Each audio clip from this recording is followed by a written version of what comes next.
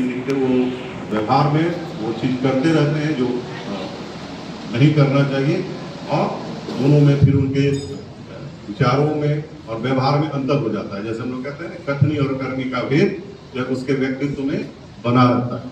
तो इसलिए माता पिता को बहुत सतर्क रहने की जरूरत है कि जब हम छोटे बच्चों की परवरिश में आगे बढ़ते हैं, उसकी परवरिश को देखते हैं, तो अपने छोटे बच्चों के सामने कोई भी ऐसा काम न करें, कोई भी ऐसा आचरण न करें जिसको सीख के वह भी उस चीज को अपने व्यक्तित्व में लाने की कोशिश कर सके, या उससे उसके दिमाग पे, मस्तिष्क पे गलत प्रभाव पड़ता।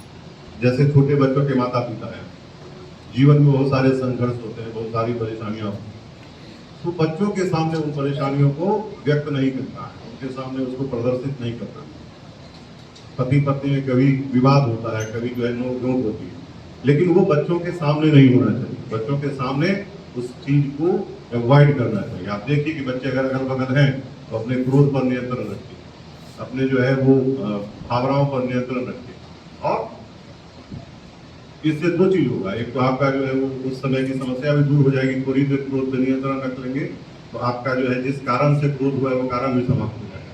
दूसरा कि बच्चे भी गलत चीजें नहीं सीखेंगे, बच्चों के मन में जो है नकारात्मक भाव उस वातावरण का नहीं पड़ेगा। एक अच्छे वातावरण में वो रहेगा तो उसके मस्तिष्क जो है, उसका मस्तिष्क जो है वो सकारात्मक रूप से विकसित होगा और उसकी उर्वरा शक्ति बढ़ेगी। हम सभी जानते हैं कि मनुष्य में इतनी क्षमताएं होती हैं कि कुछ भी कर सकता है। इस पृथ्वी पर जो भी अभी तक उपलब्धियां प्राप्त की गई हैं वो मनुष्य के द्वारा ही की गई।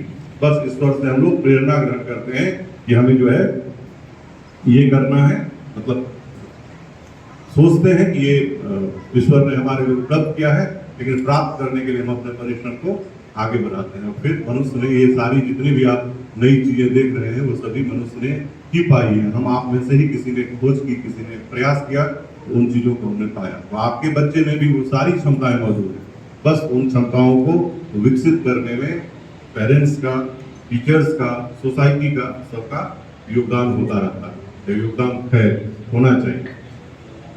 कभी भी आप स्वयं भी कभी अपने आत्मविश्वास को कम मत करिए कि हम कमजोर संसाधनों से युक्त हैं या कम संसाधन हमारे पास हैं, और अपने बच्चों को भी इस आत्मविश्वास से युक्त रखिए कि संसाधनों से कोई बहुत ज्यादा फर्क नहीं पड़ता है। अगर कोई भी मनुष्य परिश्रम करता है, कोई भी मनुष्य आगे अगर सोचता है तो आगे बढ़ता है और किसी भी उपलब्धि को प्राप्त कर सकता है। यहाँ बड़े बच्चे भी हैं 10th 11th 12th के, उनको भी ये ध्यान रखना है कि कोई भी बाधाएं आपको रोक नहीं सकती।